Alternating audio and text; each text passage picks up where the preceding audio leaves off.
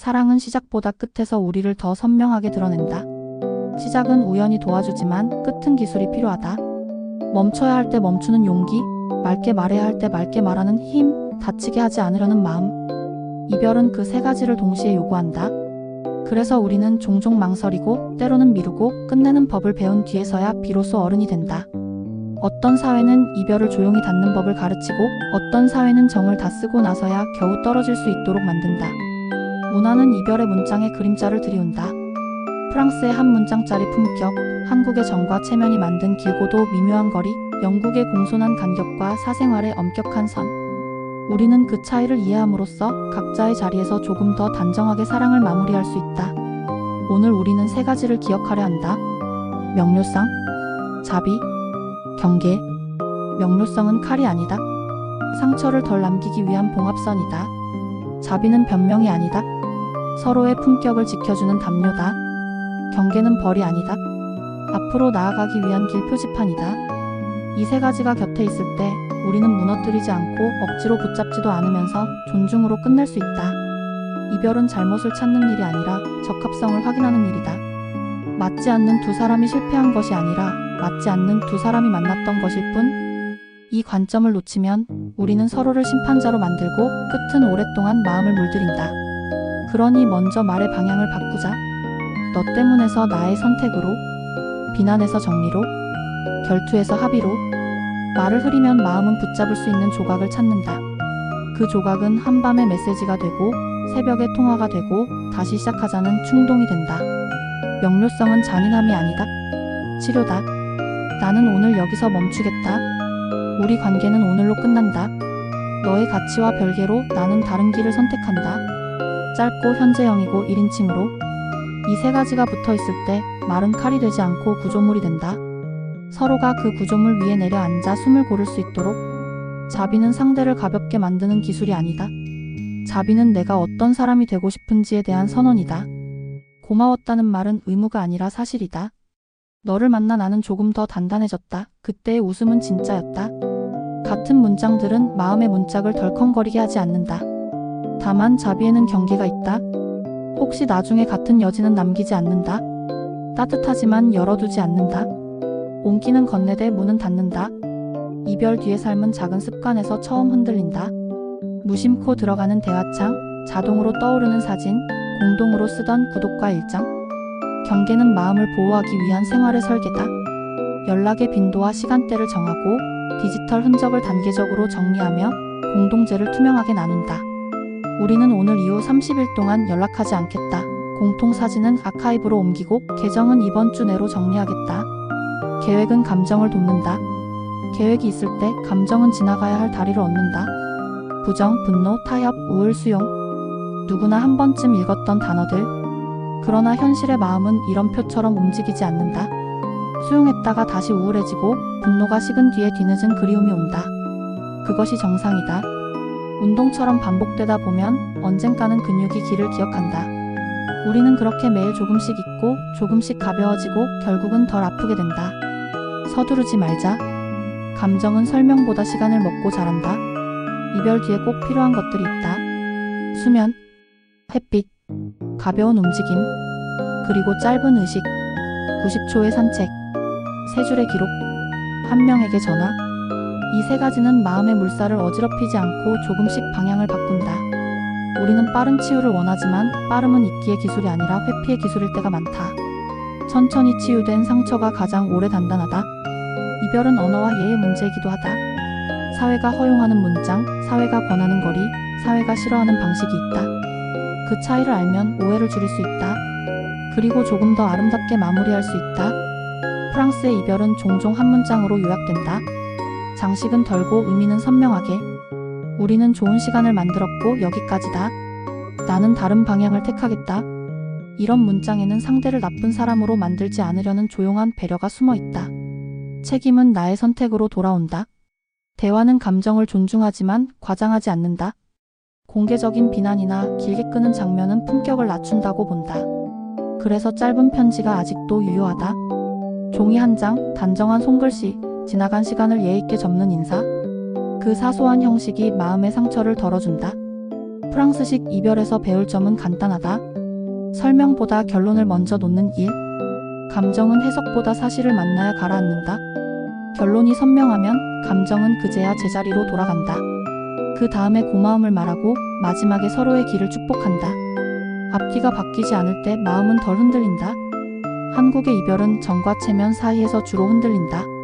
다정함이 장점이지만 그 다정함이 때로는 끝을 늦춘다. 여지를 남기는 문장들은 예의처럼 보이지만 오래된 통증이 된다. 좀 더 생각해보자.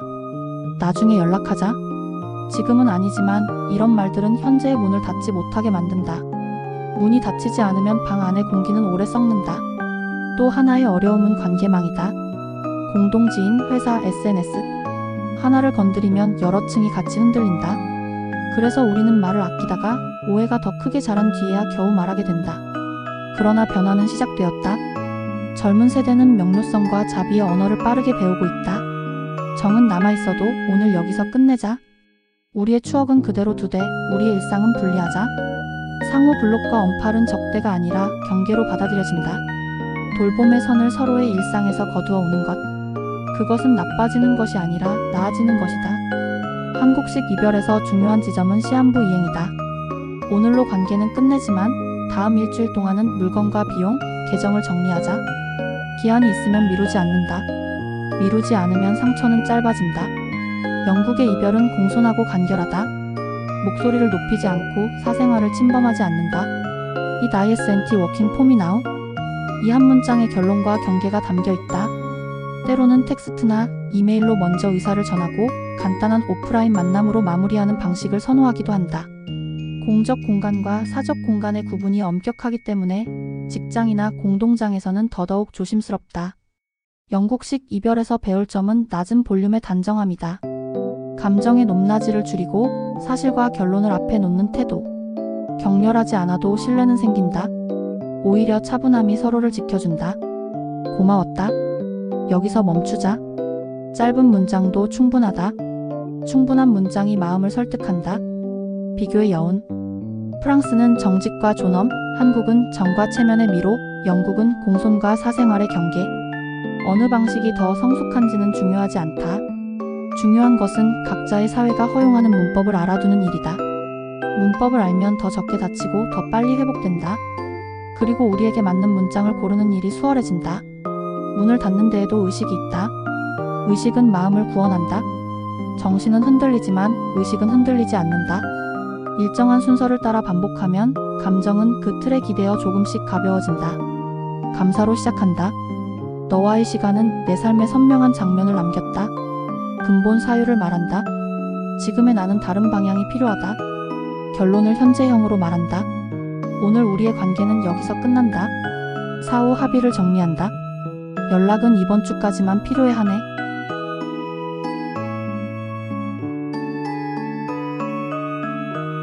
사진과 계정은 이번 주 내로 정리하자. 이 네 줄이면 충분하다. 더 많은 설명은 때로 상처를 지연시킨다. 필요한 말만 남기고 나머지는 침묵이 맞게 하자. 침묵은 잔혹하지 않다. 침묵은 존엄을 지킨다.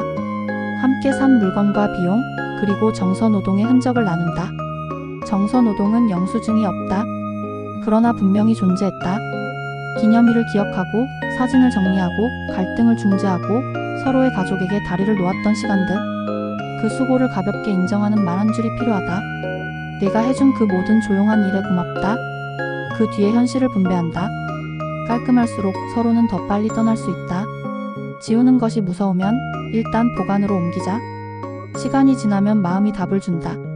아카이브는 기억을 파괴하는 버튼이 아니다. 추억을 현재에서 과거로 옮기는 버튼이다. 현재가 가벼워져야 미래가 열린다. 공동지인에게는 과한 설명을 하지 않는다. 친절은 때로 소문이 된다. 소문은 회복을 더디게 한다. 아침에 빛을 얼굴에 올리고 물을 한 컵 마신다. 짧은 산책으로 심박을 정리하고 세 줄의 기록으로 마음의 여백을 만든다. 오늘 견딘 것 하나, 오늘 고마운 것 하나, 오늘 나에게 건넬 말 하나. 이 세 줄은 천천히 마음을 다시 믿게 한다. 믿음은 회복의 첫 발자국이다. 사랑은 실패하지 않았다.